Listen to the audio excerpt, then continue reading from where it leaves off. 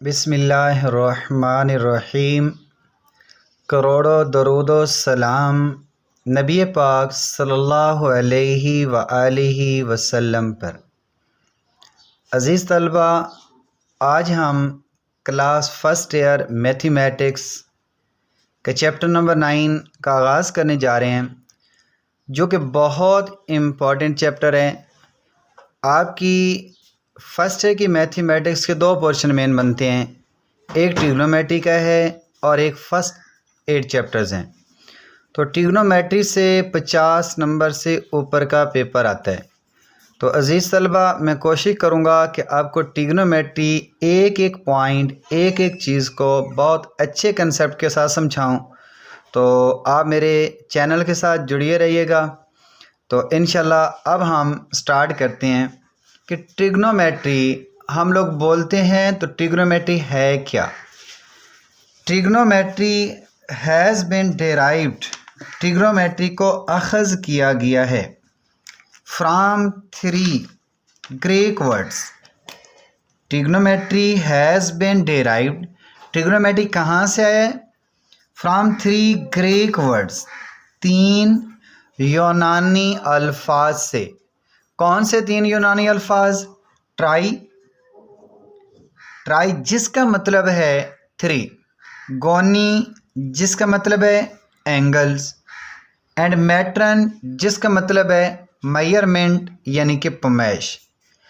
तो यहाँ से इसका सादा लफ्ज़ों में तो यही मतलब हुआ कि 3 जावियों की पमैश को ट्रिग्नोमेट्री बोलते हैं, यानी कि 3 एंगल्स की जो हम पमैश करते हैं उसे क्या बोलते हैं?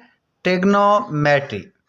इन शॉर्ट, आम तौर पे हम इसको डिफ़ाइन कैसे करेंगे? आपके पेपर में डेफिनेशन आ सकती है कि define trigonometry, measurement of triangle, measurement of triangle, 3 जावियों की पमैश या मुसल्लस की पमैश को ट्रिग्नोमेट्री कहते हैं।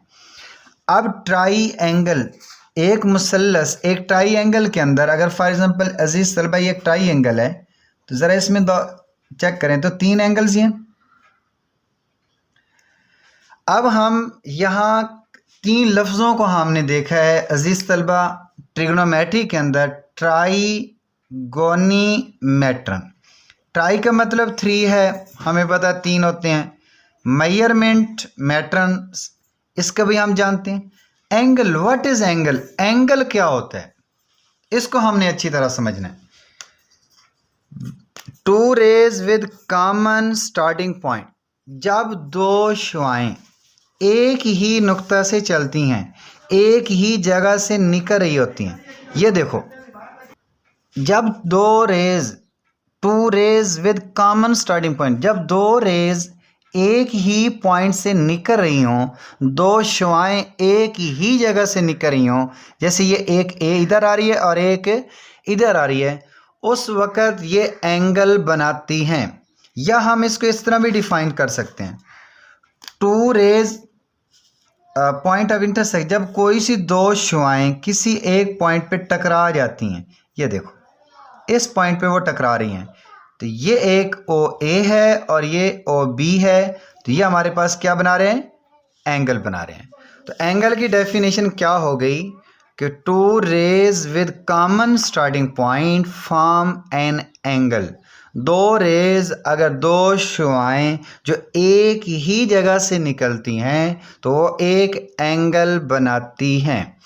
अब मेरा बेटा थोड़ा सा रेज को हम देख लेते हैं।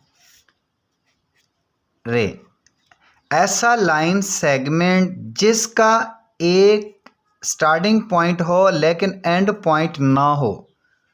ऐसा लाइन सेगमेंट जिसका स्टार्टिंग पॉइंट तो हो लेकिन एंड पॉइंट ना हो, उससे हम बोलते हैं रे, जिसे आप उर्दू की ज़ुबान में शुआ कहते थे। अब बेटा एंगल के अंदर एक रे इनिशियल रे होती है और एक टर्मिनल रे होती है।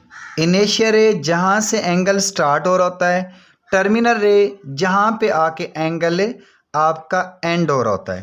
ज़रा ये देखें, हमारे पास एक मिसाल से समझते हैं। हमारे पास ये 1 2 रेज हैं, ये ऊपर नीचे हैं। तो यहाँ से ज़रा देखें, ये मैंने एंगल बनाया हुआ है, इसी तरह बनाया हुआ है।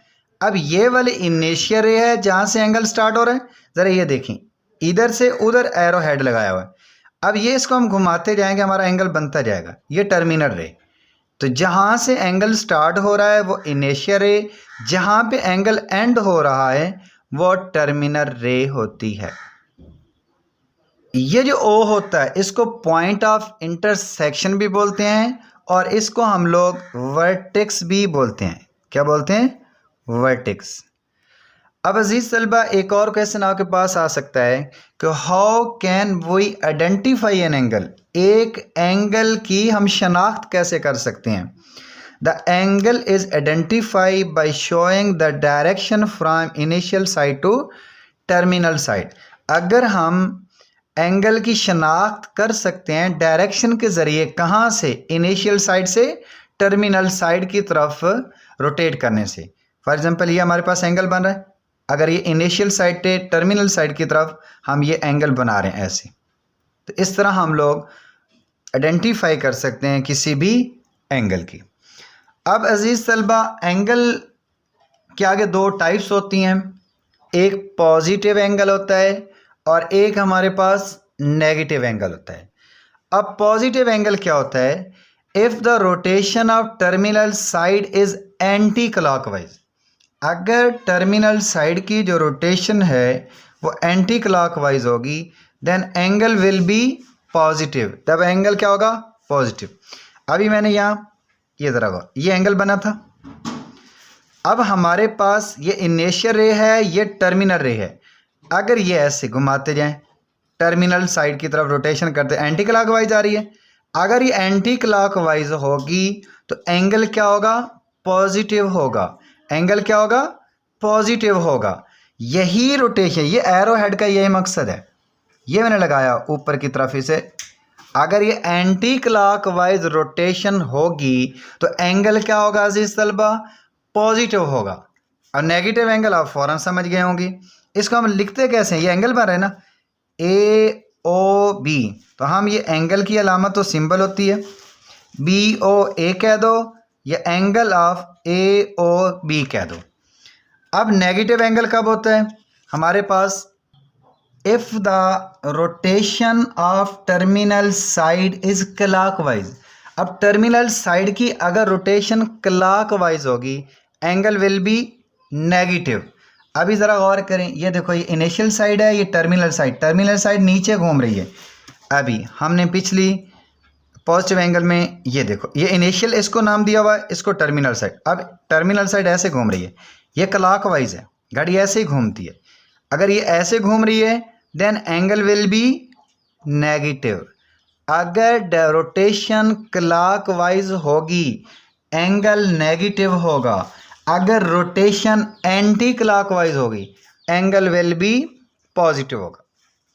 अब जिस तरह अजीज़ तलबा हम लोग लेंथ की पैमाइश करते हैं किलोमीटर में, सेंटीमीटर में, मिलीमीटर में, सिमिलरली एंगल्स की मेजरमेंट करने के लिए भी हमारे पास दो चीज़ें होती हैं। एंगल हमेशा डिग्री में मेजर किया जाता है या रेडियन में किया जाता है। एंगल की मेजरमेंट किस में करते हैं? डिग्री में या रेडियन में। अब ज़रा ये देखते हैं, जिस तरह यहाँ मैंने थीटा लिखा हुआ है, ये नोटेशन आपने अक्सर देखा होगा कि एंगल बना होता है, इस तरह का एंगल बना होता है या अल्फ़ा लिखा होता है। आपने कभी ये देखा होगा इस तरह का एंगल बना होता है या बीटा लिखा होता है अजीज़ तलबा। तो ये जो अल्फ़ा है, ये जो बीटा है, एंगल को रिप्रेजेंट करने के लिए मुख्तलिफ ग्रीक लेटर्स यूज़ किए जाते हैं। कौन कौन से? Alpha, beta, gamma. ये अल्फ़ा की सिंबल हो तब भी वही, या मैंने थीटा यूज़ किया हुआ है, थीटा की बजाय यहाँ अल्फ़ा लिख दूँ तब भी कोई नाम नहीं, मसला नहीं। जैसे हम नाम मुख्तलिफ रखते हैं, अब एक बंदा उसका नाम आमिर है, अगर उसका नाम सुल्तान हो, उसका नाम अली हो, उसका नाम साजिद हो तो फ़र्क नहीं पड़ेगा। इसी तरह यहाँ थीटा की बजाय अल्फ़ा लिखा हो, बीटा लिखा हो, गैमा लिखा हो, alpha, beta, gamma, theta, phi, ये ज़ीरो को काटा हो फाई, ये इस तरह का करके फिर ये लाइन लगाई हो, ये साई। तो एंगल को रिप्रेजेंट मुख्तलिफ सिंबल से करते हैं, मुख्तलिफ लेटर से करते हैं, और वो लेटर किस ज़बान के हैं? ग्रीक लेटर्स हैं। अब हम बहुत बहुत इम्पॉर्टेंट डेफिनेशन, बहुत इम्पॉर्टेंट सिस्टम की बात करने जा रहे हैं।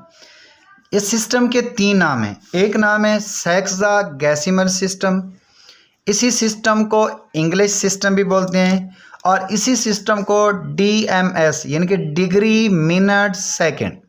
अब ये होता क्या है? अगर हमारे पास ये एक पूरा चक्कर है, कंप्लीट रोटेशन है, अब इस कंप्लीट रोटेशन के बराबर 360 टुकड़े कर दिए जाएं।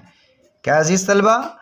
अगर एक कंप्लीट रोटेशन के बराबर 360 हिस्से कर दिए जाएं, तो जो हर एक टुकड़ा होगा, हर एक हिस्सा होगा, उसको हम लोग 1 डिग्री बोलते हैं। जिस हमारे पास एक रोटी होती है, अब रोटी के छोटे छोटे टुकड़े करके जो हम फेंक देते हैं, वो जो हर एक टुकड़ा होता है उसका एक नाम होता है। क्या नाम होता है? लुकमा बोलते हैं, नवाला बोलते हैं। इसी तरह अगर एक कंप्लीट रोटेशन के 360 हिस्से कर दिए जाएं, तो वो जो हर एक हिस्सा, हर एक टुकड़ा होगा, उसे हम लोग 1 डिग्री बोलते हैं। when one complete rotation is divided into 360 equal parts, when complete rotation is divided into 360 equal parts, each part is called 1 degree। और आगे डिग्री के फिर टुकड़े कर दीजिए। 1 degree is divided into 60 equal parts. अब डिग्री को अगर बराबर 60 हिस्सों में डिवाइड कर दिया जाए, each part is called 1 minute. हर एक हिस्से को 1 मिनट कहते हैं। अब 1 मिनट फौरन ही आपको समझ आ गया होगा। अगर 1 मिनट के बराबर 60 हिस्से कर दिए जाएं, तो वो जो एक हिस्सा है वो क्या कहलाता है? 1 सेकंड कहलाता है। तो इस तरह का जो सिस्टम है, ऐसा सिस्टम जिसके अंदर एक कंप्लीट रोटेशन को 360 हिस्सों में डिवाइड कर दिया जाए, तो जो उसका हर एक हिस्सा होता है 1 डिग्री कहलाता है। अगर डिग्री के बराबर 60 हिस्से कर दिए जाएं, उस 60 हिस्से का हर एक हिस्सा जो होता है 1 मिनट कहलाता है। और 1 मिनट को बराबर 60 हिस्सों में डिवाइड कर दिया जाए, तो उसे हम 1 सेकंड बोलते हैं। तो सच टाइप ऑफ जो सिस्टम होता है उसे हम लोग सेक्सागेसिमल सिस्टम भी कहते हैं, डिग्री मिनट सेकंड वाला सिस्टम भी कहते हैं, और उसे हम इंग्लिश सिस्टम भी बोलते हैं। 1 रोटेशन ये 360 डिग्री के बराबर होता है। आधी रोटेशन कर दी जाए, ये देखो ना हमारे पास ये कंप्लीट, यह सेंटर है कि पूरी रोटेशन आ रही है। यहाँ से गाड़ी ये थी, अब ये यहाँ फॉर एग्जाम्पल ये घूमती है, पूरी घूमी है, तो ये 360 हिस्से। अगर इसको आधा घुमाए यानी कि यहाँ से घुमाए यहाँ तक, तो ये आधी रोटेशन है, तो ये 180 डिग्री के बराबर होती है। अगर इसको 4 हिस्सों में डिवाइड कर दे, ये रोटेशन जो होती है 1/4 रोटेशन होती है, चौथा हिस्सा होता है 90 डिग्री कहलाता है। अब जो हमारा नेक्स्ट लेक्चर होगा उसमें हम इंशाल्लाह डिस्कस करेंगे टाइप्स ऑफ एंगल्स, कि अब 0 डिग्री कब बनता है, 30 डिग्री कब बनता है, 90 डिग्री कब बनता है, 180 कब होता है, एक्यूट एंगल को क्या कहते हैं, एब्ट्यूज एंगल क्या होता है, इनके ऊपर डिस्कस करेंगे। लेकिन अब हम इससे सबसे इम्पोर्टेंट चीज़ों की तरफ, जो कंसेप्चुअल क्वेश्चन हमारे पास चंद एक आ सकते हैं, उनकी तरफ जाते हैं। अब हमारे पास ये क्वेश्चन आ सकता है कि फॉर स्टडी ऑफ कैलकुलस, ये नोट मैंने लिखा हुआ है, for study of calculus it is essential to have a sound knowledge of trigonometry. ये सॉरी ज्योमेट्री नहीं है, ये हमारे पास ट्रिग्नोमेट्री है। कैलकुलस के मुतालिया के लिए हमारे पास ट्रिग्नोमेट्री का बहुत सारा इल्म होना चाहिए। ये फिर मैं कह रहा हूँ, ये ज्योमेट्री नहीं है, ये ट्रिग्नोमेट्री है। फॉर स्टडी ऑफ कैलकुलस, अब कैलकुलस क्या है? कैलकुलस मैथमेटिक्स की एक ब्रांच है जिसके अंदर हम चेंज इन फंक्शंस के ऊपर बात करते हैं। डेरिवेटिव्स क्या होते हैं, इंटीग्रेशंस क्या होती हैं, ये हम सेकेंड ईयर के अंदर जाके बड़ी डिटेल के साथ करेंगे कि चेंज इन फंक्शंस कब अकर होती हैं। एक तो यह है MCQs आपके पास आ सकता है, फॉर स्टडी ऑफ खाली जगह it is essential to have sound knowledge of trigonometry. किस चीज़ के मुतालिया के लिए बहुत सारा इल्म होना चाहिए? तो कैलकुलस आ सकता है, मैथमेटिक्स आ सकता है, ज्योमेट्री आ सकता है। तो हम क्या करेंगे? कैलकुलस एग्जैक्ट हमारा आंसर होगा। आपके पास सवाल आ सकता है कि write the uses of trigonometry आ सकता है। ट्रिग्नोमेट्री के write any 2 uses of trigonometry. तो ट्रिग्नोमेट्री कहाँ कहाँ इस्तेमाल होती है? बिजनेस के अंदर, इंजीनियरिंग के अंदर, सर्विंग के अंदर। सर्विंग होता है ये जायज़ा वगैरह लेना, जैसा कि हमारे मरदमशुमारी वगैरह करने के लिए कुछ लोग आते हैं, वो सारी कलेक्शंस करके जाते हैं, फिर हमें बताते हैं कि हमारे मुल्क के अंदर इतने लोग पढ़े लिखे हैं, इतने अनपढ़ हैं। नेविगेशन, ये जहाज़ जब हम लोग चला रहे होते हैं तो उसकी जो डायरेक्शन वगैरह फाइंड करनी होती है, सिमत के बारे में जानना होता है, उसके लिए ये होता है। एस्ट्रोनॉमी, सितारों के इल्म के लिए भी हमारे पास किस चीज़ का इस्तेमाल होता है? ट्रिग्नोमेट्री का।